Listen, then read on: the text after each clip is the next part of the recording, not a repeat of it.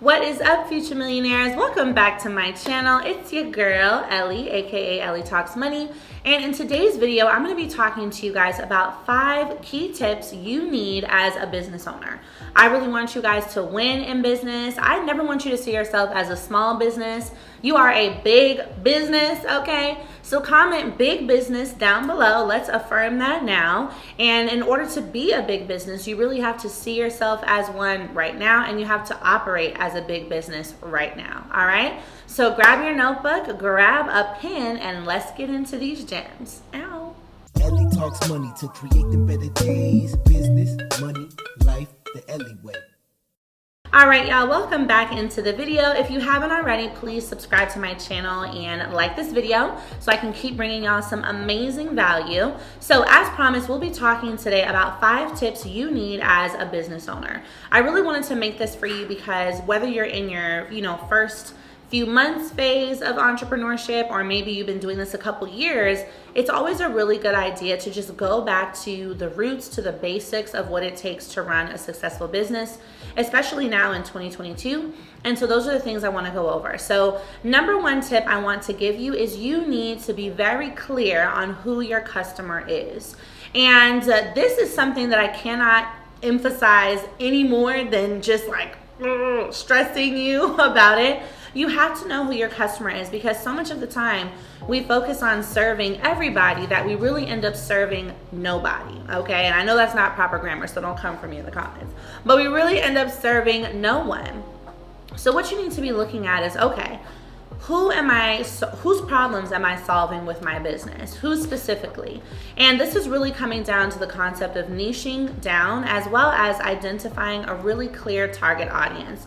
So you essentially want to be able to have a customer avatar. So that should be, you should know how to describe where your customer likes to shop, what they like to do, how much money are they probably making, what are their interests, are they parents, are they currently at a 9-to-5, what situation are they in? And you more clearly understanding how to describe your customer avatar and knowing who that customer avatar is really going to contribute to you being able to better market towards them. So when you create social media content, let's say your business is selling shea butters. When you're creating social media content, you want to know, does my customer avatar have skin problems? Is my customer avatar out all day and wants to make sure that they can stay moisturized and not be ashy all day? Is my customer avatar have children and she wants to be able to use this on herself and her kids? Knowing that is going to make sure that your content shares and shows how your product solves or addresses each of those concerns of your customer avatar. So you want to make sure you're creating content that says, yep, you can use this all day and never be ashy. Yes, this is great for moms and kids. Yes, this is great for sensitive skin or those with eczema, right? Or no, if that's the case. But if you go out marketing and you're like, everybody can use this, men, women, kids, grandpas, grandmas. It doesn't matter if you have money or not have money. You can have dry skin and not dry skin. You can be black, white, Hispanic, right? You want to make sure that you are very clear on who you are serving primarily.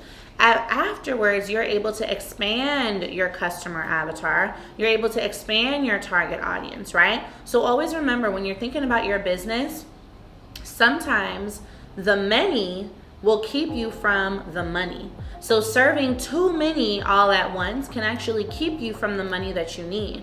But focusing and saying, hey, we specifically designed and formulated our products to service women of color ages 20 to 40 who also have children, so that they can heal their dry, sensitive skin, as well as have a long-lasting formula that works at play, at work, at dinner, at after hours, etc., etc., etc. You see what I'm saying? And then once you have built a brand, you can expand and become known by more people. So that was a long explanation, but I really had to make sure y'all got that one, because I often see you guys marketing towards everyone and wondering why no one is buying, but people need to be able to know that your product is for them, okay? Now, the second thing is you want to make your bank account work for you. The second tip as a business owner is you need to make your bank account work for you, okay? And what I mean by this is you are more of a resource to your bank than they are to you. And I want you to understand this. The bank typically borrows your money that's in your bank account and makes a 10 to 30% return on it by doing their stuff in life insurance and trading, right? Whereas your money in the bank often gets 0.01% in interest, and this is highly ghetto. So as a result, you need to make sure that you are tapped into business credit cards at your bank, that you have a business account manager, that you have a direct point of contact. You want to make sure that you are leveraging their resources for lines of credit, loans, everything you can to help your business move forward, because again, it needs to be a mutually beneficial situation. So don't be afraid to ask for more at the bank. Don't be afraid to speak with managers, to get connected with direct people that can help you. That is their job, all right? Third tip I have for you guys is connected to this, and that is to build your business credit. Too often I see business owners thinking about getting to the bag, money, building on Instagram. All those are important, but you will get so much further in your business if you consider building your business credit as a top priority item. As well, consider getting business funding as a top priority item, okay? You know, what you guys need to understand, especially if you're watching this as a Black entrepreneur or a Black woman entrepreneur, we're starting more businesses than ever, but are historically and continuously the least funded businesses. And it's not because we don't have good business ideas, we just don't know how to tap into these resources. So that's why building your business credit is so important. And you guys know I have tons of videos about this. I'll link them down below, as well as my class on building business credit, so you guys are empowered to do that. The fourth tip I want to give you guys is to set daily goals and to really be specific on those goals. And here's what I mean. We often have this idea, I want to make $10,000 a month. I want to make $100,000 a year. I want to become a six-figure entrepreneur. That's fantastic. Now you need to create your game plan. So the first thing you want to do is to reverse engineer that goal. So if you want to make $10K a month, all right, how much is that per day? It's somewhere around $300. All right, how much is that per hour? That's somewhere around, in a 24-hour period, $12 to $13 per hour.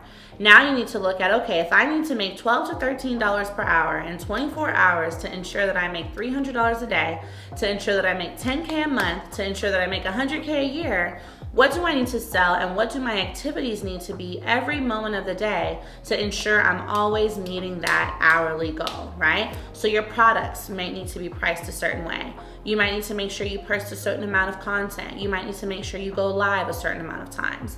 All of those are key, and that's the way to properly goal set, is look at how can you break it down into a bite-sized goal and then repeat that over and over again so that you can accomplish the larger goal that you have, all right?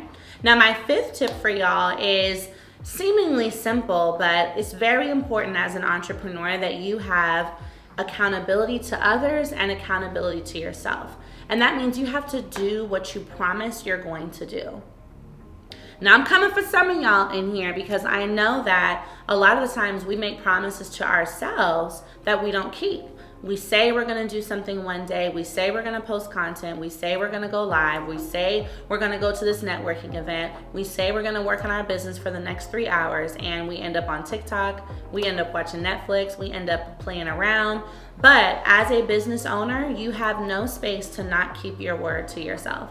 Keeping your word to yourself is the way that you build up trust and accountability with yourself. And believe it or not, it's how you end up becoming more successful. Because if you know that you can always rely on you and that you can always bet on you, you'll never be able to fail. But if you yourself don't believe that you're going to show up for yourself, your business doesn't have a chance, right? So you have to make sure you keep the promises that you set, of course, to other people, but more importantly to yourself. So I want you guys to comment below what questions you have on these, and if I should come out with a part 2 on business tips you need as a new or existing business owner, because I love providing y'all with this value. So I will see y'all in the next video.